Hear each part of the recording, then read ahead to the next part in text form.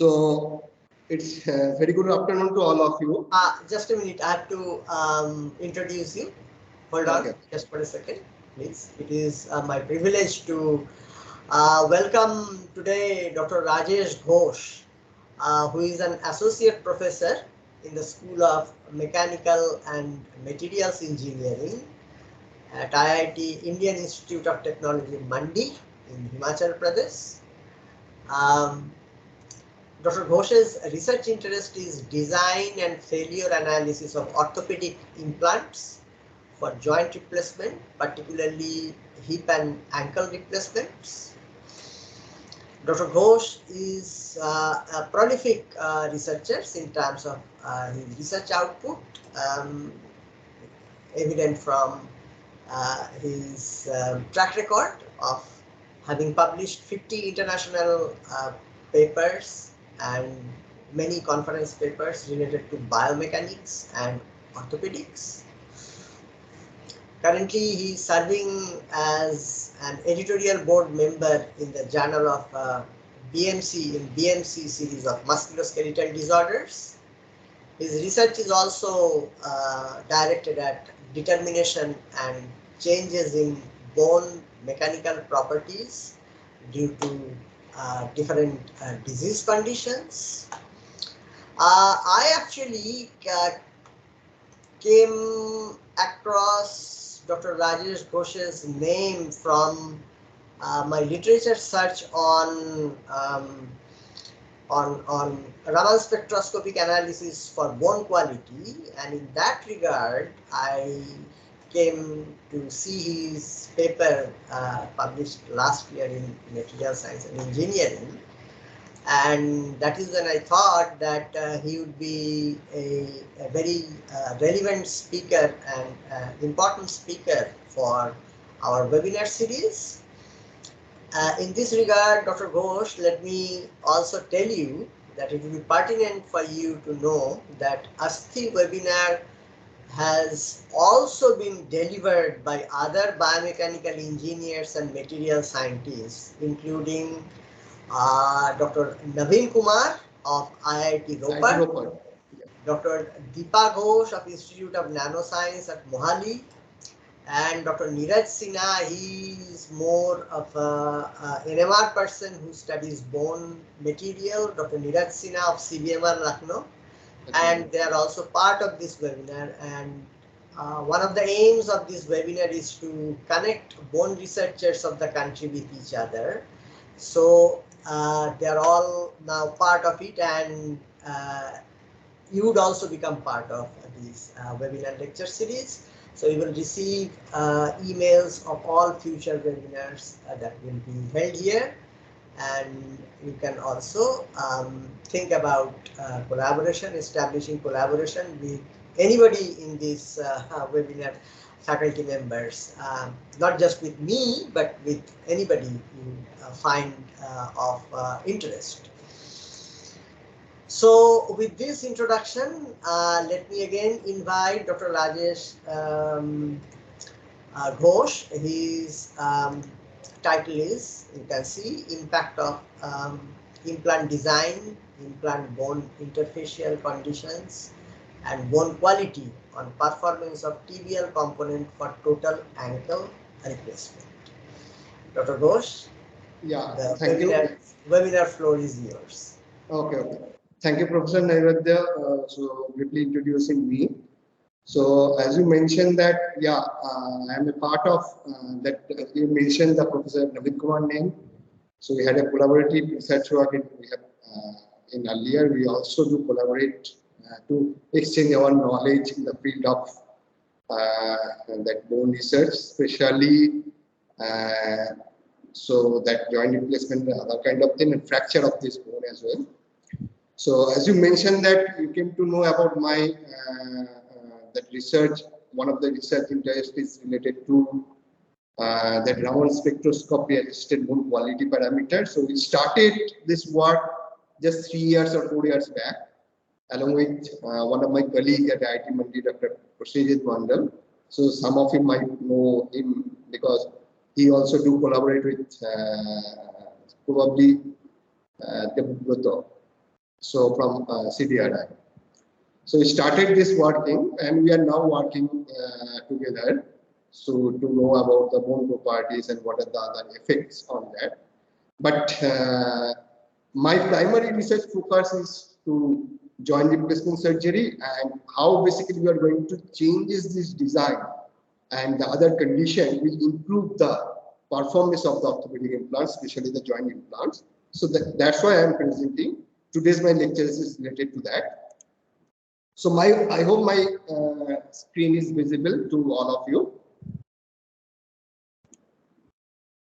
So today that I'm going to deliver, which is primary. Sorry to interrupt. Sorry to interrupt. Please put it in the projection mode. It is in the slide mode projection here. Please. Is that okay? It is still in the slide mode. It is not fully projected.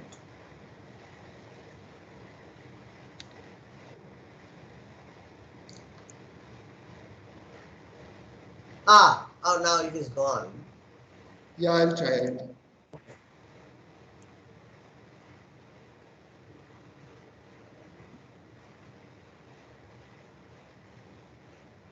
So is that now okay? Yeah, we can see, but it is not projected yet. I can see on the left side your other slides.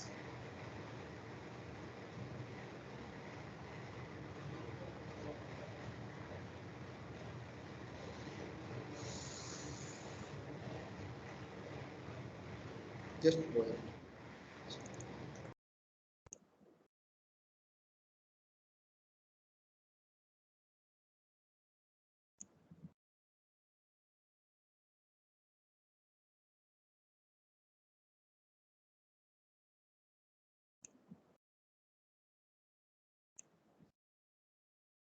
Is that now visible? Now we can't see the slides.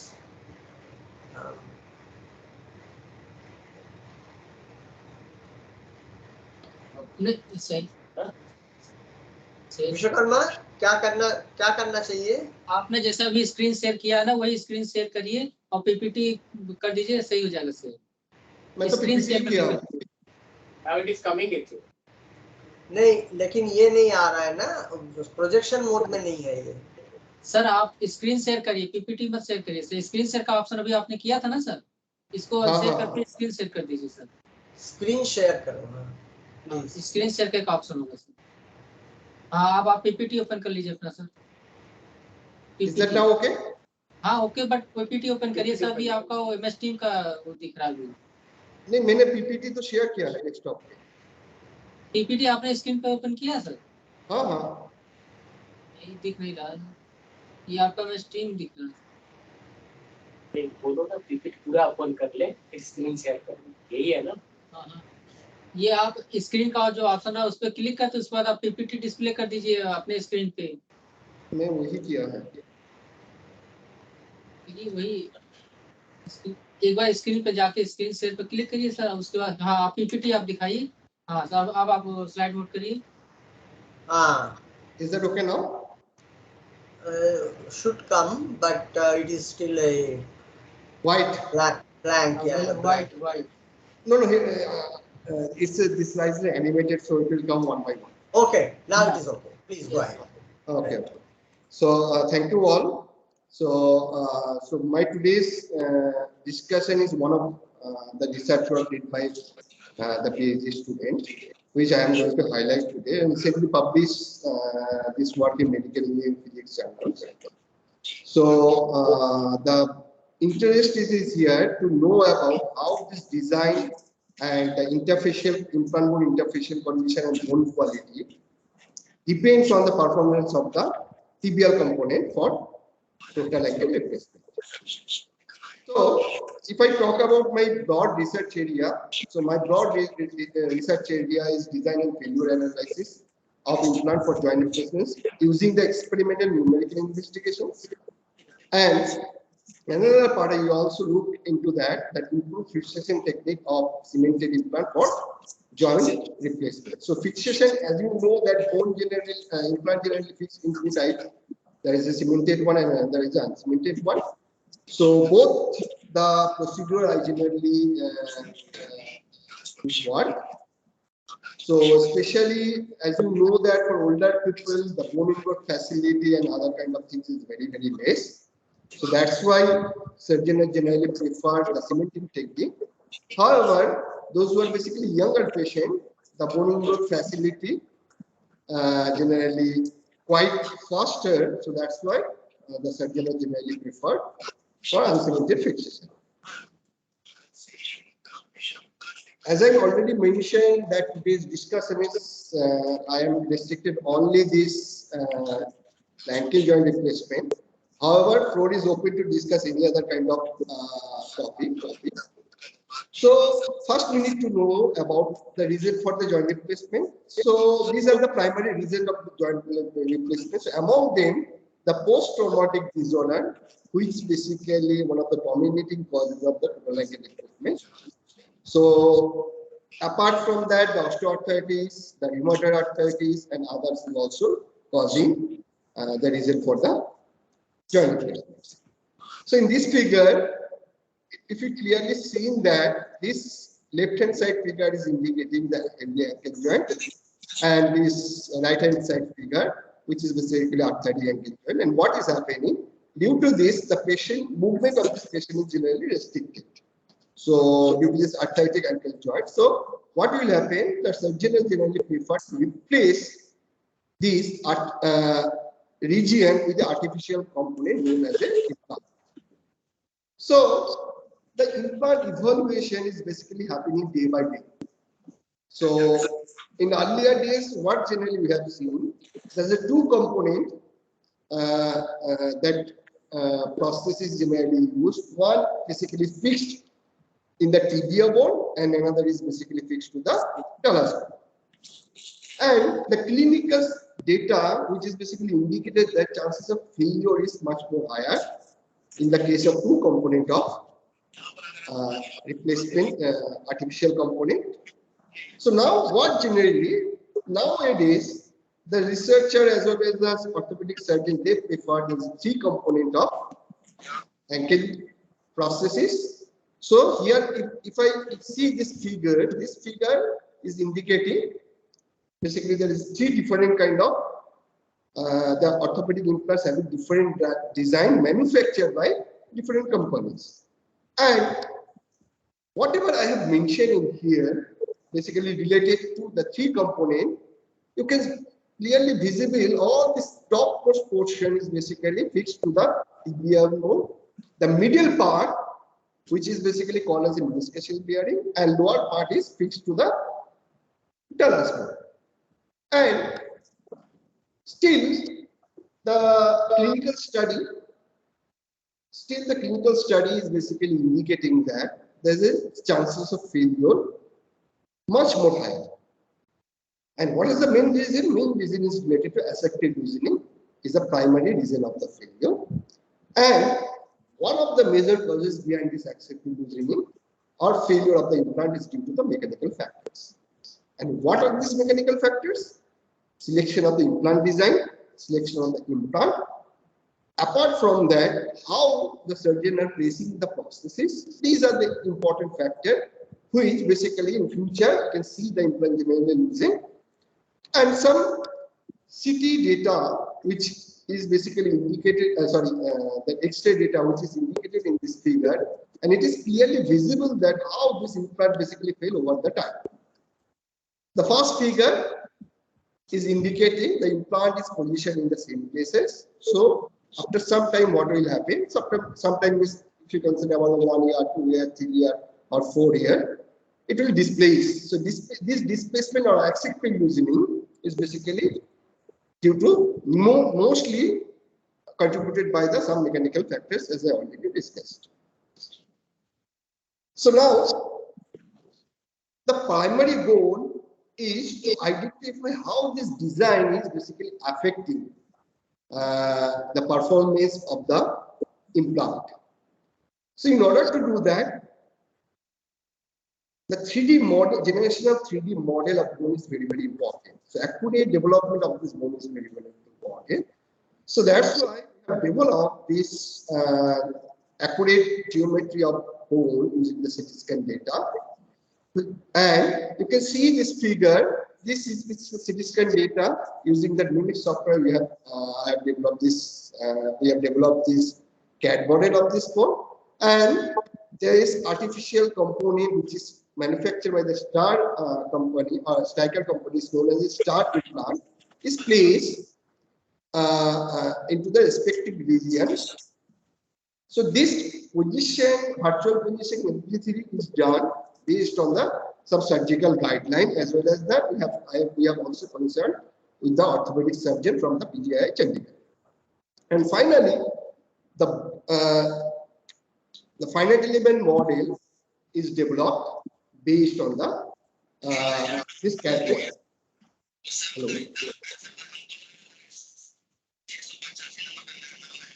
Hello. Is somebody's microphone on? Please mute everybody except speaker. Or everybody should be muted except the speaker.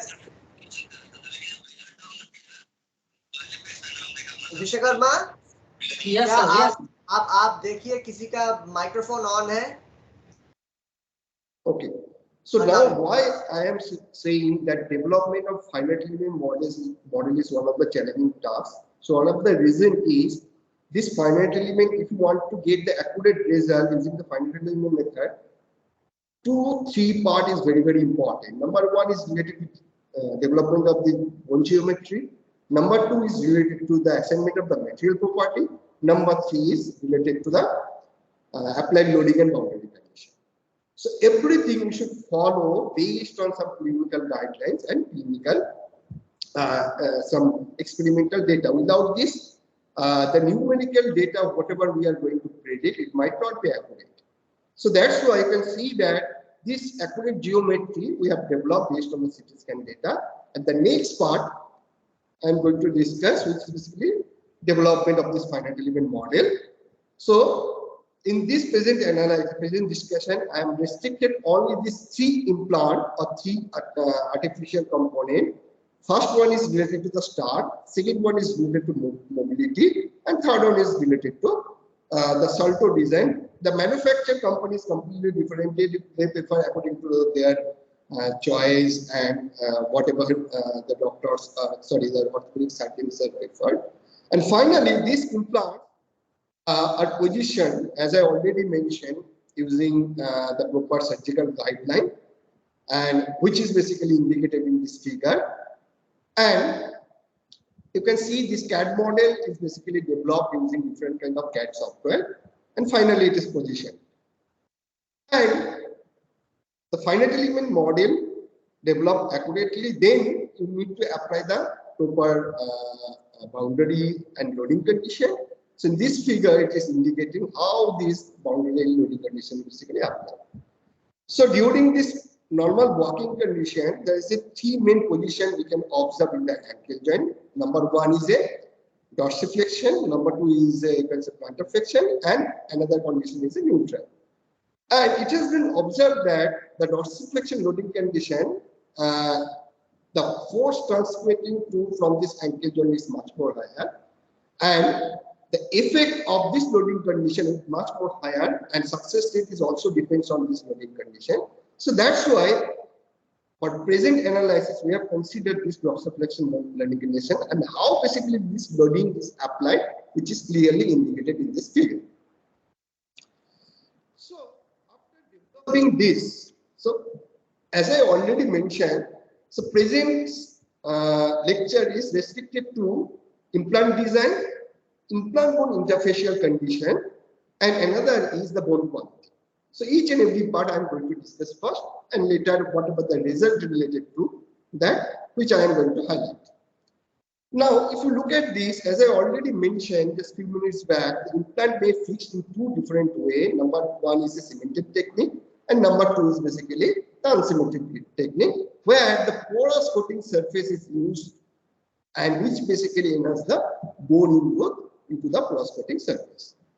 And what generally happens, why this interfacial condition is very, very important, because as you know that when generally surgeons are inserted artificial component, there will be some fluid in terms of the blood and other will present, and this fluid having a different viscous in nature.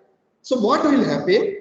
So due to this, the interface friction coefficient, because this the uncemented implant initially fixed with the help of a friction coefficient, this friction coefficient will vary, and that accurately we can numerically simulate it using that some software, which basically I'm going to discuss in later. So these things, so what generally happen, this that interface condition we have varied by varying coefficient of friction to know about what is the influence of the coefficient of friction on the implant performance. Now, the next part, as I already mentioned, that bone material properties. So bone material properties, we have assigned as a cancellous bone. We have separated the cancellous bone and cortical bone. And for cancellous bone, location-dependent material properties were used from the CTDA value. In that case, generally, we first identify what will be the density for each and every element using this first empirical relation. Okay, using the hospital unit, and that is derived from the CT scan data set. And finally, you also identify this rho value. The Young modulus is generally identified based on this density values for each and every finite element. And the cortical bone is considered as an isotropic, elastic, and homogeneous, which is basically a valid assumption as supported by earlier studies.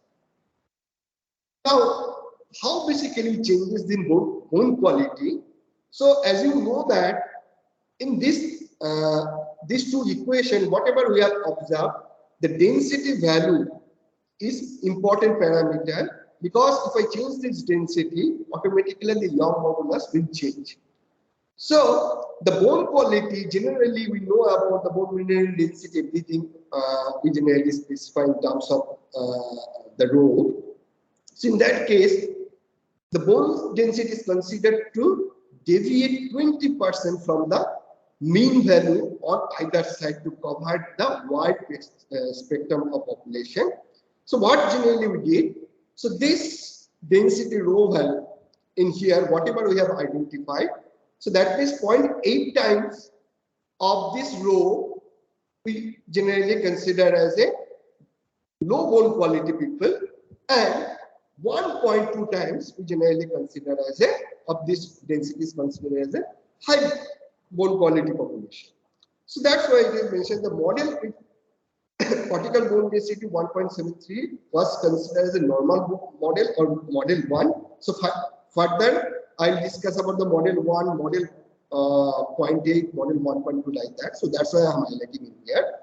So 80% and 120% of bone density compared to the normal were designated as a weaker bone model and a stronger bone model. And finally, this was solved using appropriate loading and boundary condition. And what interesting to know about that, sorry, the TBR component, as I already mentioned, the 3 different designs we have considered. Number 2, the implant bone interfacial condition, 5 different implant bone interfacial condition with variation of coefficient of friction we have considered, and the bone quality, the 3 different bone quality we have considered. So there is a 3 that natural bone model or the intact bone model we have developed, and combination of these 3, the 45 that implanted bone model we have developed. So total 48 AP model we have developed, and how basically we identify the performance, the implant performance based on the micromotion and bone stress. And why we have chosen this micromotion and bone stress, there's a primary reason behind that. So since we have considered in the uncemented fixation, there is a 2 important term, the bone ingrowth and another is a bone remodeling. So bone ingrowth is basically completely depends on the amount of micromotion. So once we inserted this implant, due to application of load, implant will move. So clinical study, it has been observed that the micromotion more than 50, there is a less chance of bone formation will happen. And less than 50, there will be chances of bone formation will happen in the poroscopic surface of the implant. And similarly, that's why the micromotion term is very, very important. So once the micromotion will be less than 50%, sorry, the 50 micron, we can assume that there will be chances of bone growth around this region. If it is more than this value, then there will be some granule tissue or other the soft tissue might develop. Another term is basically related to which I have used in here, we have used this here, is related to the bone stress. And why this bone stress is important? Because there is a common term we know about the stress shielding. So what is stress shielding? So what is happening? The natural bone, there will be completely different scenario. So when you insert in artificial component, then what will happen? So we can see that bulk of the load carried by the implant and does not transfer through the bone. So at this region, if the load will not transfer through this bone, then what will happen? We can expect there will be less stresses as compared to the natural bone. And there is a one important, and due to this, what will happen? Bone will try to remodel. So once bone will try to remodel, so due to the stress shielding, where the stress shielding will be the stress shielding will be there, in that region, the density will generally density loss or bone density loss will generally observed. So once the bone density is lost, we can think about the strength of the bone is automatically decreased, and finally the implant may lose. So for this reason, there's a two important parameter we have considered as a micromotion and bone stress to identify the implant performance. And after analyzing and solving this finite element model, and remember this is very, very complex model. So it's a non-linear model. It takes too much time to solve only one iteration. So once we solve, and it is clearly visible that you can see from this region is related to that 0.1 coefficient of friction, and as I already mentioned here, 1.2 indicate the strongest bone, 1 is the normal bone, and point is basically the weakest bone. It is basically indicated like that. And what basically observed from this data, so this result, it is clearly visible that the implant design is basically affecting the micromotion distribution. So not only the implant design, we can also observe that the bone quality, okay, bone quality, if we decrease the bone quality, so that means if you consider about the weaker bone people, so micromotion will be much more higher. So we can expect if the micromotion will be much more higher, so the chances of bone growth will be, bone formation will be less, so automatically implant may lose. Another interesting fact you can observe in there, so when I consider the coefficient of friction is equal to 0.1, the maximum micromotion is observed in this model, the star 0.8 model. However, minimum is observed in that Salto 0.8 model. However, if we change the coefficient of friction, that is 0.5, what we have observed, the maximum micromotion we have observed in the mobility 0.18 model, minimum was basically the star.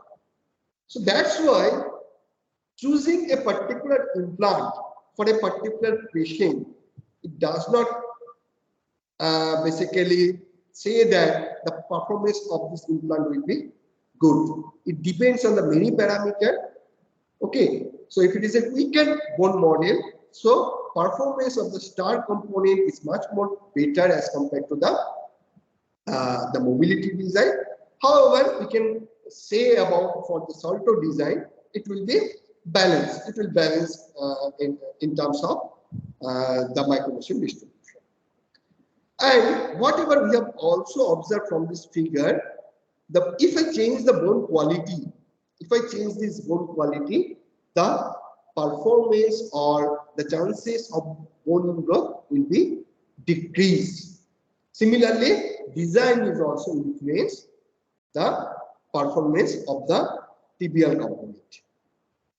Finally, we have plotted for each and every friction coefficient, and we can see that what is the changes.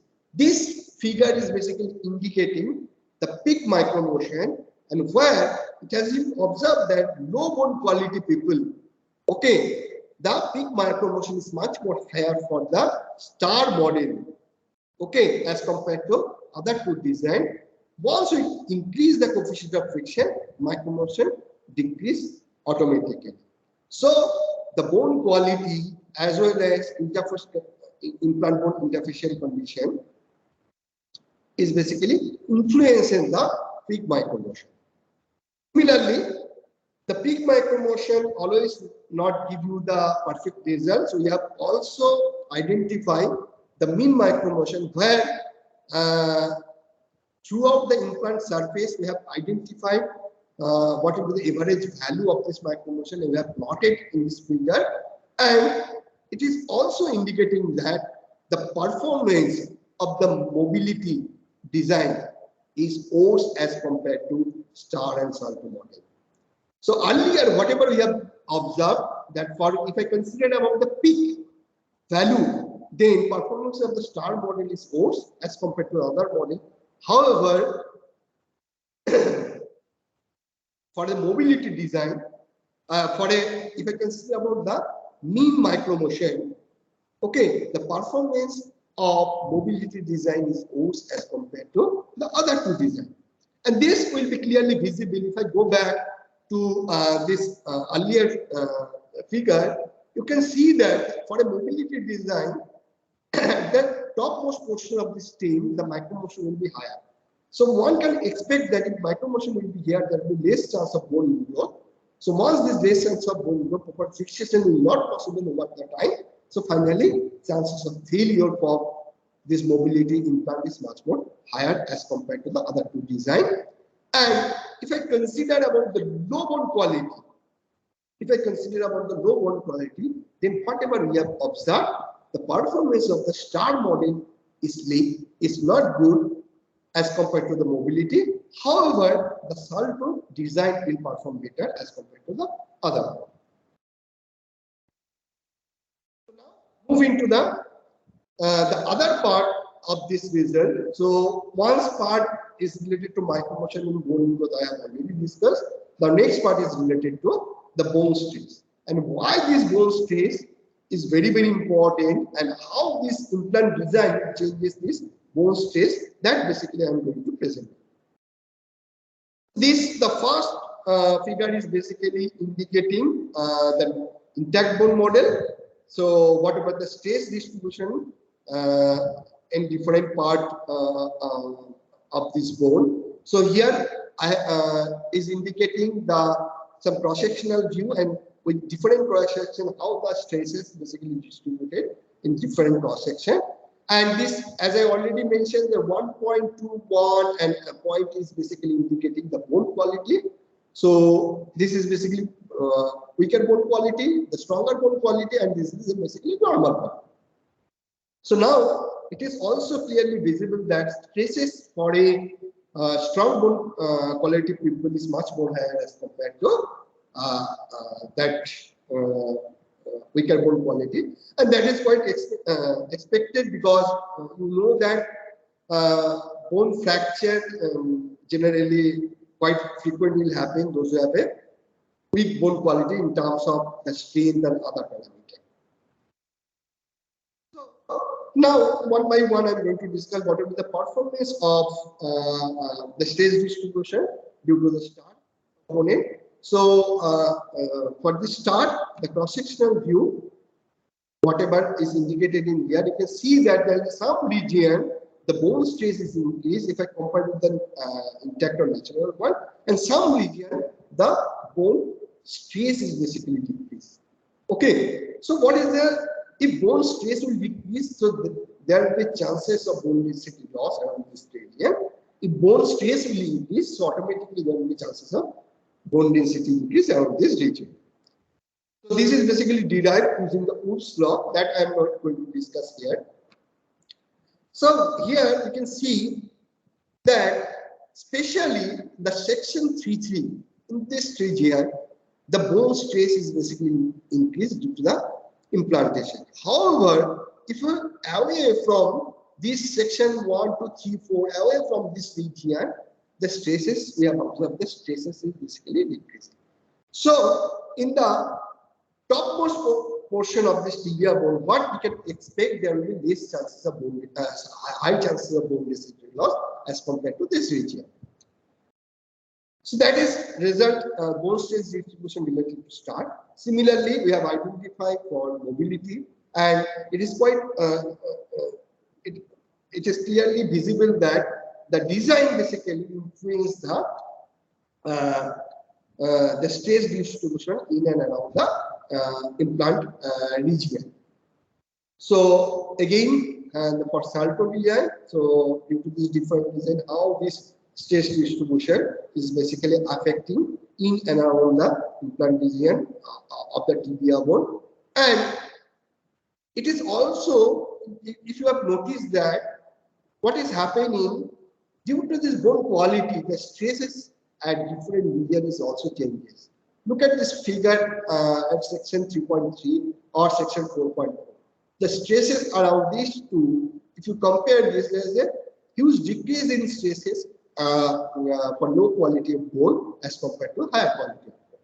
And finally, once we analyze what we have observed, the important parameter which is related to the stress shielding, and it is clearly visible from the stress shielding pattern that for star model, the stress shielding is much more high. Shielding means due to this implantation, bone stress is basically decreased. So whatever bone stress in the intact model minus bone stress in the implanted model, we generally identify that amount of stress is basically the stress shielding. And what generally observed from this data, the star generally performance of the star is not good as compared to other two design, because you can see that stress shielding is much more higher for star. Even it will further increase, stress further increase due to changes the bone quality, decrease the bone quality. And similar observation is also true for other two design. However, overall, it can say that if you have a star model for higher coefficient of friction, you can say about the performance in terms of the bone ingrowth or micromotion, the performance of the star will be much more higher. However, in terms of the stress shielding or in terms of the bone remodeling, the performance of the star design is much more poor as compared to the other two design. So what we can conclude from this one, study basically was suggested that the implant bone coefficient of friction, or we can say about the implant bone interfacial condition affect the performance of the implant bone quality, as well as the implant design affect the micromotion and tibial bone stress. So further, what will happen, that will affect the long-term, especially the long-term performance of this implant.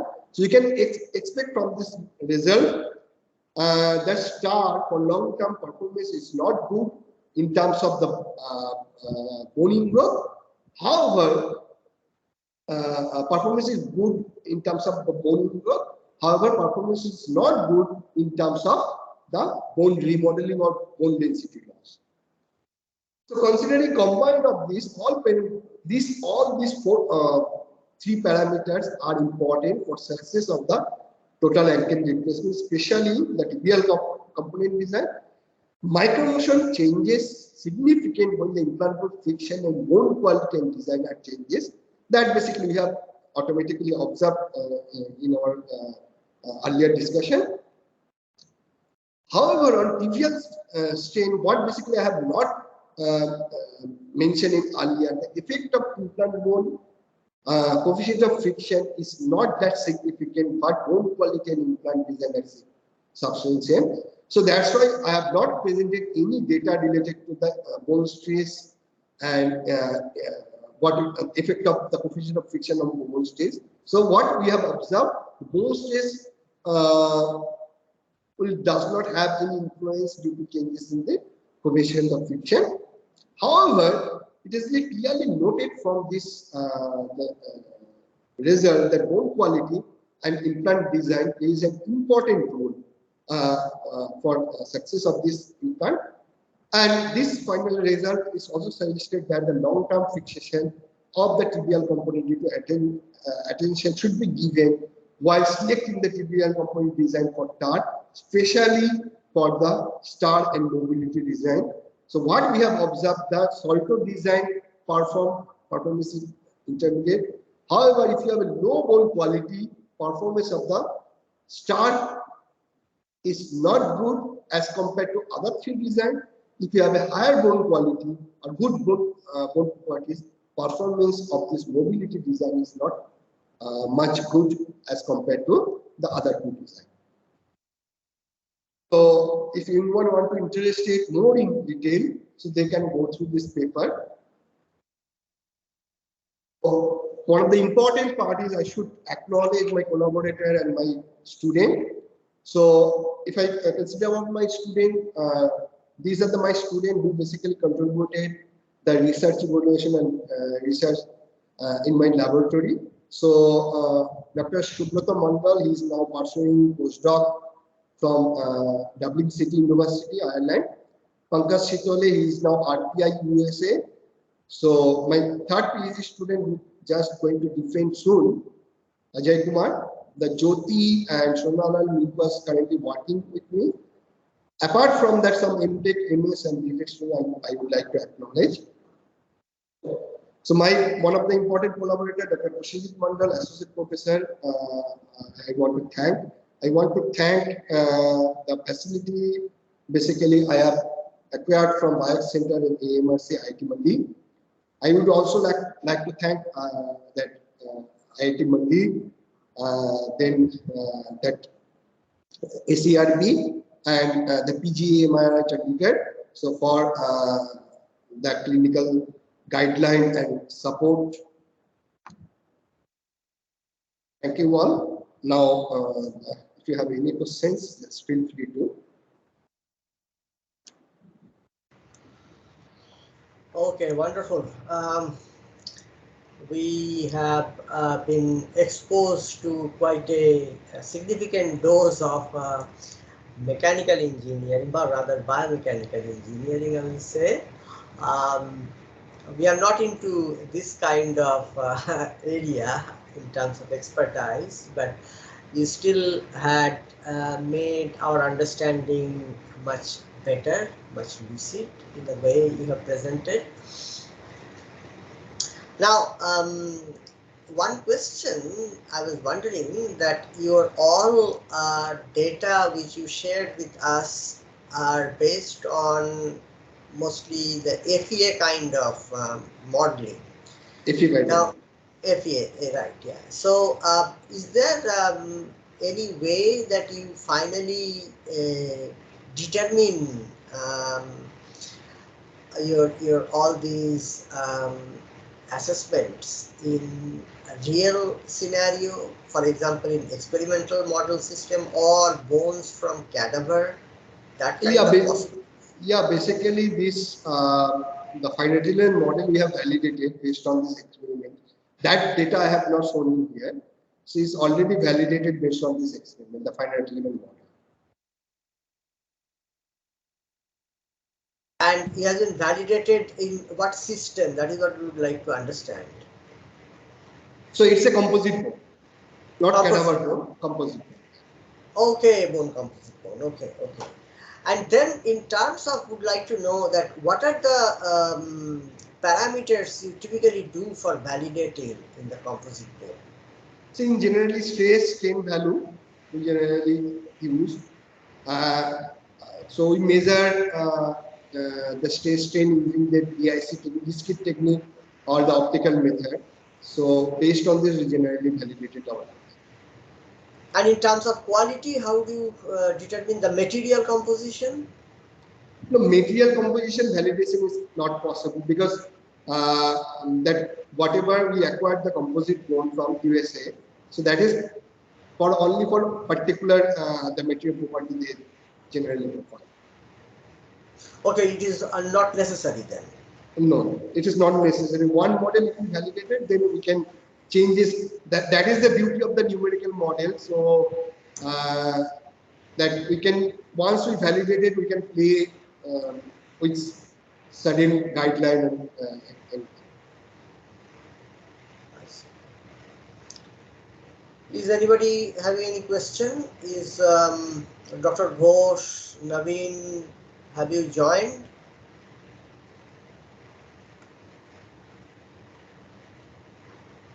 Any question from students, postdoc, please come forward.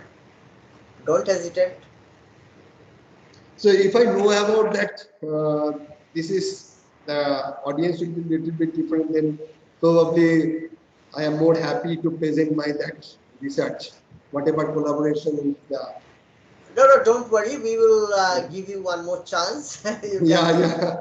you may be invited again, so don't worry about that. You just give your suitable time. Generally, it is held on Saturdays at 3 p.m. So I will share with you our current lineup. But if you tell me, we will be more than happy to hear you again. Another issue is that we are actually trying to establish a collaboration with someone who can help us with Raman spectroscopic analysis of bone um, in our animal systems. That is possible. If that is possible, then we can discuss Definitely separately. possible. Yeah, Yeah, we definitely. can discuss separately. If that is possible, then we will start a collaboration. We are having what we do here is this is a drug research institute, so we assess various therapeutic entities for its effect in bone, particularly in the disease models where bone loss is happening in those disease models. And more we are drawn into bone quality and bone material components, because you may know that bone mineral density is a very incomplete predictor of bone strength. It is Definitely. not even a 50% predictor. It is No. at best 40%. That is what they say. I'm not still convinced by that 40%.